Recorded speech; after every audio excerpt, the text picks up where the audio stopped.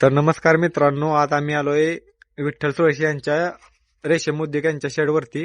तर आज अभिषेक कोळी यांची मुलाखत घेणार आहेत. तर बघूया काय प्रश्न विचारतात ते. तर किती दिवसापासून तुम्ही व्यवसाय करताय? ही जवळजवळ आता 5 वर्ष झाली बघा. होय. चालू आहे. म्हणजे कसं आता आज जरा ह्या वेळेस आम्ही शेजाऱ्यांनी तिथं कुमार तंपुरे बर. आणि यलमार तंपुरे सांगोलकर यांनी लावले होते. ते शेजारी बघून तर कमीत कमी 4-5 वर्ष झाले त्यांनी लावून. होय. मग आम्ही बी त्यांचं बघून कसं लावायचं कसं नाही ते निवेदन विचारलं. मग ते सगळं सांगितली माहिती, मग त्याप्रमाणे आम्ही लावले. आधी नांगरून घेतलं, परत ऊसाला सरी सोडते तशी सरी सोडून त्याचे कांडे असतात ते कांड्या पद्धतीने लावले आम्ही. मग ते लावल्यापासून एक 6 महिने लागले याला मला कमी जवळजवळ. होय. आणि त्याच्यात काही तणनाशक चालत नाही बारके असल्यामुळं, खुरपानं केलं पहिल्या वर्षी.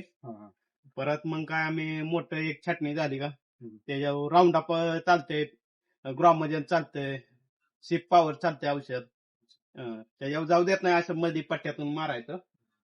आणि परत आम्ही त्याला शेणखत बेसल डोस उसाला टाकतो तेच टाकायचं मिक्स. आम्ही एकदा परत वर्षातून कमीत कमी चांगले आले तर 5 बॅच निघते त्या. त्याला शेणखत हे चांगलं कंपोस्ट टाकलं खत, 1 नंबर निघते बॅच. आणि एकरी 200 आळ्या उठते, 200 किलो माल निघतोय. आता कमीत कमी आपण आता चांगलं 700-800 सरासरी 500 रुपये रेट धरला तरी 200 किलो तर 1 लाख रुपये होत्यात महिन्याच्या. 2 महिन्याला जाते एक बॅच, 60 दिवस लागतात ना. 2 प्लॉट असल्यावर मग महिन्याला जातात. 2 एकर असलं तर एकराचं ह्या बॅचला, पुढच्या बॅचला दुसऱ्या एकराचं, असं महिन्याला चालू राहतं हे व्यवसाय. म्हणजे ह्याला शासनाकडनं 3.5 लाख रुपये अनुदान बी आहे. रोजगार हमी योजना म्हणून आहे. मास्टर वाईज निघतात ह्याचं. रेशीमला शेड साठी बी अनुदान आहे 1 लाख रुपये. ही शेड बांधाय खर्च किती झाला तुम्हाला? ही आपल्या साध्या पद्धतीने आहे, ह्याला कमीत कमी 1.5 लाख रुपये खर्च झालाय. 60 बाय 26 आहे अंतर ह्याचं. आणि हे जे रेखा एक 20 बाय 6 फूट आहे.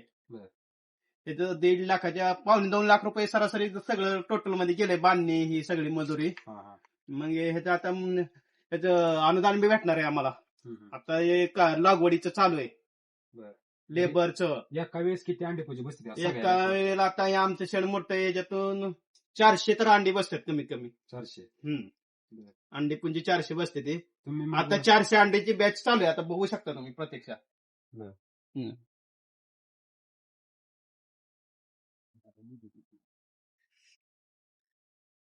साईज बारीक मोठी झाली थंडीमुळं, पाला खात नाही. पाला खात नाही. किती फिटिंग आहे? हे चौथा मोल्ट उठून 4थी फिडिंग आहे. तर बघा, हा 4थी फिडिंग पडली यांची. थंडीमुळे जरा साईज यांची बारीक मोठी झालेली आहे, थंडी जास्त आहे. मग आता ही अंडी पुंजी तुम्ही कुठून घेतली? काय म्हणजे प्रोसेस कशी असते? हे शासनाकडून अंडी मिळते त्यांचे आळ्यांचे. बारीक आळे असते ते मोहरी एवढी, मोहरीची केवढी असते अंडी, तिथून चाकी सेंटर घेते त्यांच्याकडे 2 मोल्ट उठवतात. मग 100 अंडीला 4,000 रुपये घेते ते. म्हणजे 2 मोल्ट उठवून देणार, आपण 2 मोल्ट उठवायचं. मग ते उठवायसाठी 4,000 100ला आलेला घेते. याप्रमाणे मग ते 200 असू द्या, 300 असू द्या, 400 असू द्या, ऑर्डर घरी पोच करते ते. मग हे आता जे तुम्ही म्हणताय 2 मोल्ट उठवून किती, मग त्यानंतर 3रा मोल्ट बसायला किती कालावधी लागतो? 4था मोल्ट बसायला किती कालावधी लागतो? पहिल्याला 48 तास लागतोय. म्हणजे दुसरा मोल्ट झाल्यावर 2 मोल्ट तर ती चाकी सेंटर बसवून उतरून देते, आपल्याला पोच करून देते तिथं. तिथून आलं का आम्ही रोल करतो, रोल आलं का पेपर लावतो, मग त्याच्यावर अंडी टाकतो. अंडी टाकली का रानातनं जाऊन पाला असा कट करून आणतो इल्यानं. ती कट केला का जाऊन डायरेक्ट असं नुसतं लावायचं. परत तिथनं 3 दिवसात 6 फिडिंग खाल्ल्या, सकाळी 1 संध्याकाळी, अशी 3 दिवस खाल्लं का 1 मोल्ट बसतो.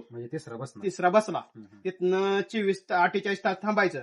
48 तासानंतर झालं का दुसरा मोल्ट उठवायचा. मग त्याच्यावर तिसरा उठायचा. मग त्याच्यात विजेता पावडर असू द्या, अंकुश पावडर असू द्या, सप्लिमेंट असू द्या, मारायचे. एक कोणची जर पावडर मारली हम्म. ती झालं का तिथनं उठून पाला कापायचा टाकायचा चालू करायचा असं. मग तिथनं परत चौथा बसत परत होता. चौथा बसला तिथनं अजून 6 फिडिंग लागते ते चौथा बसायला. बरोबर. चौथा मग ते सकाळ संध्याकाळ असं 3 दिवस टाकले. एखाद दिवस वाढू बी शकते, एखाद दिवशी लवकर बी होईल. पाला आपण कसा क्वालिटी आणतोय त्याच्यावर राहतोय विषय. हम्म. आपल्या पालात कमतरता किती आहे, पूर्ण अन्नद्रव्य असेल तर पोषक वातावरण असेल आलेला बी हम्म. तर चांगला लवकर मोल्ट बसू शकतो. आणि जर चौथा मोल्ट बसला मग ते उठण्यासाठी किती कालावधी लागतो? तिथनं 72 तास लागते. बर, चौथा मोल्ट चौथा मोल्ट शेवटची टेप. बरं. चौथा मोल्ट बसल्या 72 तास तिथनं 12 फिडिंग 14 फिडिंग पत्र खाऊ शकतो म्हणजे पाला. 6 दिवस 7 दिवस 6 ते 7 दिवस असं 30 दिवसाच्या आत कालावधीत हा. आळीच्या शेड मधून आणल्यापासून हम्म. ती विक्री होस तर 3 दिवसात आपल्या पैसे जमा होतात खात्यावर. आणि आपण आळी परिपूर्ण झाली कशी ओळखायची? मी 12 दिवसानं 13 दिवसानं. आळी पूर्ण झाली, शॅम्पल येते, तोंडात वाटे धागा सोडते, बरोबर. कोश आहे.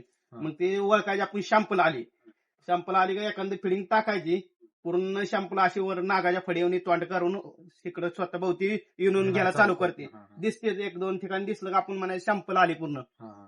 आणि नसलं तर टॉर्च आपलं मोबाईलच्या टॉर्चच्या पाठीमागं असं बघायचं हम्म. की मोबाईलला हे आळी आहे, हम्म. ही आळी आहे. आता या लहान आळी आहे, हम्म. चौथ्या पूर्ण अशी बघितली, पूर्ण तिथून आरपार पिवळी दिसणार आळी, बरोबर.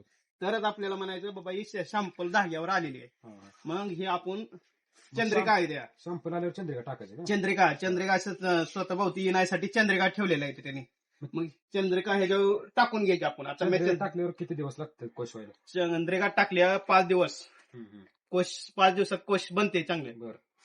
आणि कोश झालं ह्यासाठी विकण्यासाठी कुठं मार्केट जवळ आसपास का बाहेर जावं आता लागतं? शासनानं मार्केट करून ठेवले ते उपलब्ध. बर.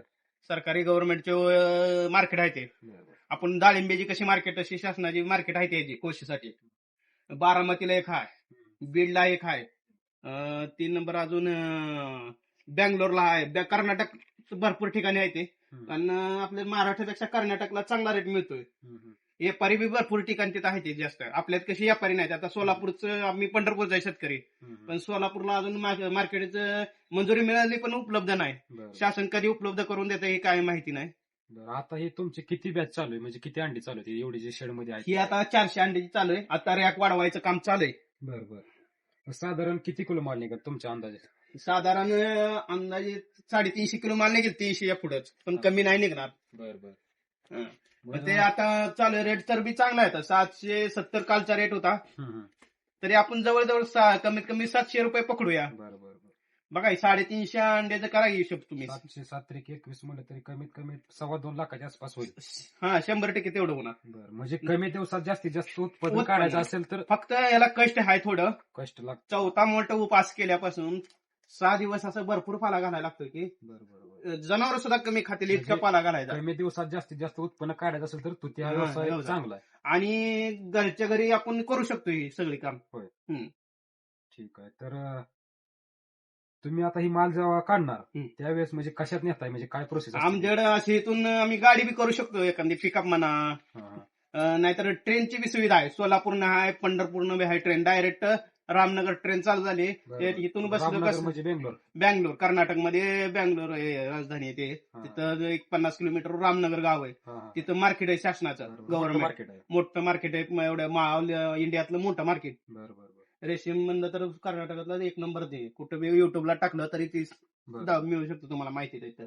काय म्हणजे आणि ग्रेडेशन कसं असते मालाचं? काय कसं आपल्या मला किती ABC ग्रेडेशन असतं. हा. आपल्यात कमीत कमी एका किलोच कोश हम्म. 500 बसायला पाहिजे ए ग्रेड मध्ये. बरोबर. 500 ते 550 त्याला 1 नंबर रेट भेटणार. आणि बी मध्ये 550 ते 750 त्याला 50 रुपयाचा रेट कमी मिळतो. म्हणजे बी ग्रेडला 50 कमी. आणि सी ला त्याच्यापेक्षा 40 रुपये कमी अजून. बरोबर. असं 90 रुपयाचा 3 फरक प्रकार असते. 3 प्रकार असते ते. आणि ए मध्ये असं चांगला रेट भेटतो. जरी आता रेट काय चालू आहे म्हणला 750 का? 750 रुपये किमान चालू आहे. सरासरी 700 धरून चालू आहे. सरासरी 700 रुपये. बरोबर. म्हणजे कमी दिवसात जास्तीत जास्त उत्पन्न निघू शकते. म्हणजे 100% कष्ट केलं आपण, जर मेहनत केली तर हे नक्कीच फळ देते. आणि प्लस आपल्याला गव्हर्नमेंट कडनं अनुदान बी आहे. बरोबर. मग तुम्हाला असं महिन्याला अनुदान भेटतंय कशाचं? म्हणजे काय मस्टर महिन्याला निघतो आमचा. बरोबर. मस्टर वाईज असते. पगार भेटते का तुम्हाला? 300 रुपये हजेरी, 321 काहीतरी शासनाचे रोजगार हमीतून आहे. ते आम्हाला खाते ऑटोमॅटिक रोजगार मिळत जातोय. रोपाचं, अजून चंद्रिकाचं, लागवडीचं आणि शेडचं, म्हणजे सगळ्याच प्रकारचा सगळ्यात असं टोटल 3.5 ते 4 लाख रुपये अनुदान आहे रोजगार हमी म्हणून आहे. आपले पैसे गेले तर माघारी तर भेटणारच आहेत. 100% पैसे भेटतात. म्हणजे आता ही जर तुम्ही आता व्यवसाय चालू केलाय, मग ही तुमच्या घरात किती व्यक्ती तुम्ही हँडल करता व्यवसाय? तसं जास्त आळे असेल तर 14 वोल्ट सर आम्ही स्वतः घरी करतो. आणि तिथून 14 उठवल्या, हा. एखाद्या लोड होत असेल तर लेबर पाला वगैरे लांब असेल हम्म. तिथून काढायचं, मग 1-2 लेबर आगाव लावतो आम्ही 4-5 दिवस, नाहीतर सगळं टोटल आम्ही घरीच काम करतो. बरोबर. हे पाल कशासाठी लावले तुम्ही आता? ही पिवळा कागद आहे, बर. त्याच्या बाहेरून शेड नेट आहे. बर. ते थंडीसाठी आम्ही गारवा येऊन यात. बर बर बर. आता थंडी टेम्परेचर आजचं 21 टेम्परेचर आहे. होय. थंडी, मग या टेम्परेचर माणसं गारठ्याला लागली, आळी तर काय होणार? म्हणजे ही पाल लावल्यामुळे हे कागद आपल्याला थंडीच्या दिवसात उष्णता निर्माण करायची आहे शेडमध्ये. त्यासाठी मरकुऱ्या लावल्या 10,000 वॅटच्या एक, आणि उन्हाळ्यात पाणी सोडून म्हणजे मेंटेन करायला लागते. थंडी गारवा पाहिजे, आणि गारव्यात गरम पाहिजे, आणि गारव्याच्या म्हणजे थंडीच्या वेळेस गरम करावं लागणार आपल्याला. हो हो. आणि जर उष्णता असेल त्यावेळेस गार करावं गार, लागणार. मग त्याच्यावर स्प्रिंकर बसवलेत आम्ही शेडवर, खालून ड्रिप बसवून, वरून 3 जागी टाकून खालून बी उन्हाळ्यात थंडी पाणी सोडून गार करतो. मग त्याच्यावर निर्जंतू बॅच गेली का निर्जंतू बी करतो आम्ही. बरोबर. त्याला असं काय नाही लगेच आलं टाकायचं, त्याला निर्जंतू करायला लागते, स्प्रे आहेत, औषध आहे. ही जी तुम्ही आळी ही जी आहे, म्हणजे ही आळी कोशात जाणार का पूर्ण? ही पूर्ण कोशात जाणार, लेबर लावतो आम्ही शेवटी, येच ना 4-5. ही जी आहे आपण ही पाला टाकल्यावर जी आहे खाली जी घाण आहे, हा. ही कशा प्रकारे बाहेर काढणार तुम्ही? हे आम्ही हातानं धरून असं पूर्ण बरं. गाड्यात भरून बाहेर जाऊन त्याचं नष्ट करून टाकतो, आग लावून पेटवून टाकतो बी. बरोबर. आणि हे पेपर हे सगळं ते टाकून सगळं नवीन नष्ट करतो. परत निर्जंतूसाठी आपल्याला अस्त्र आहे, डिकॉल आहे, फॉर्म्युला आहे, मारून सगळं स्वच्छ ब्लिचिंग हे मारून पूर्ण नवीन देतो. परत नवीन फिरसे नवीन सगळं नवीन करून, म्हणजे पूर्ण परत कागद वगैरे हे सगळं खालचा कागद सगळं नवीन कागद हे पेपर हे सगळं बेड आहे ना, हे बेड केलेलं आहे, ते पूर्ण एरिया ही असं धुवून घेतो फक्त. तर बघू शकता मित्रांनो, तर विठ्ठल सुळसे यांचा हा सिल्कचा बिझनेस चांगला आहे. जर तुम्हाला कोणाला जर ह्यांचा बिझनेस बघायचा असेल तर तुमचा मोबाईल नंबर सांगाय. माझं नाव विठ्ठल तानाय सुळसे, राहणार भंडीशागाव. मोबाईल नंबर आहे 7744864667. जर कोणाला ह्या व्यवसायाबद्दल अजून काही माहिती पाहिजे असेल तर यांना कॉल करा, हे तुम्हाला पूर्णपणे मार्गदर्शन करतील. तर धन्यवाद मित्रांनो. तर मित्रांनो, आता विठ्ठल सुळसे यांचा आजचा रेशीम उद्योगचा व्हिडिओ कसा वाटला कमेंट करून नक्की सांगा, आणि आपल्या चॅनलला सबस्क्राईब केल्याशिवाय जाऊ नका. धन्यवाद.